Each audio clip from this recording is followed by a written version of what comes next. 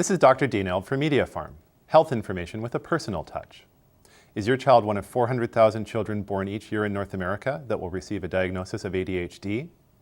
If they are diagnosed with ADHD, won't they just grow out of it when they get older? Isn't ADHD overdiagnosed anyway? And do kids with ADHD really need drug treatment?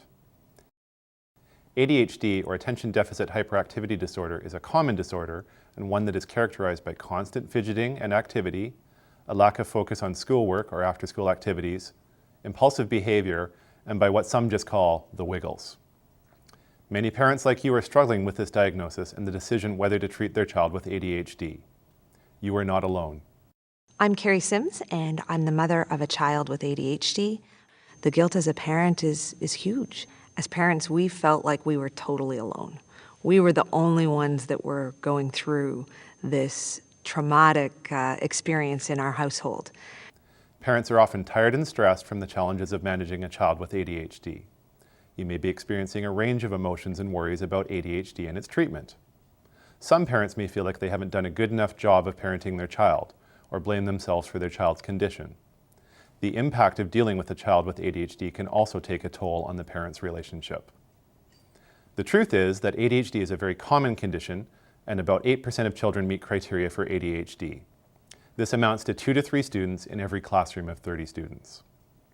Officially, symptoms have to start before age 7, but some mothers of children with ADHD remember their baby was hyperactive even in the womb.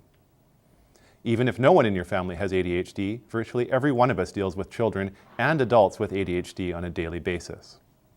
I include adults since almost 3/4 of the time, ADHD symptoms persist into adulthood. While many ADHD sufferers learn strategies to better manage their condition, the brain abnormalities of ADHD are present for life.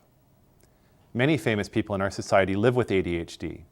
One of the best-known sufferers is 14-time Olympic gold medal winning swimmer Michael Phelps.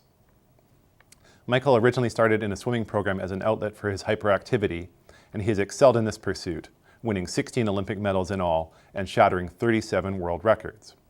Yet, away from the pool, Michael has had his share of controversy, with a 2004 DUI arrest at age 19 and the highly publicized bong incident hitting the papers in early 2009, just months after his triumph at the Beijing Olympics, resulting in lost endorsement deals and even a 3-month suspension.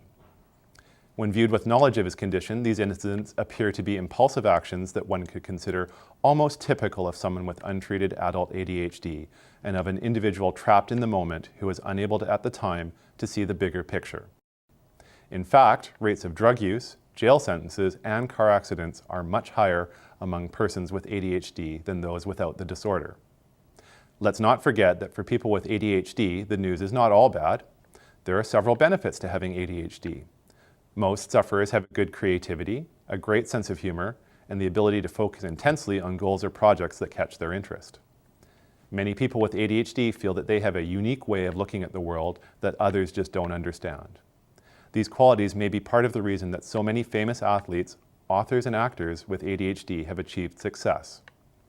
In some cases, parents and teachers are able to manage children's ADHD symptoms with behavioral therapy alone.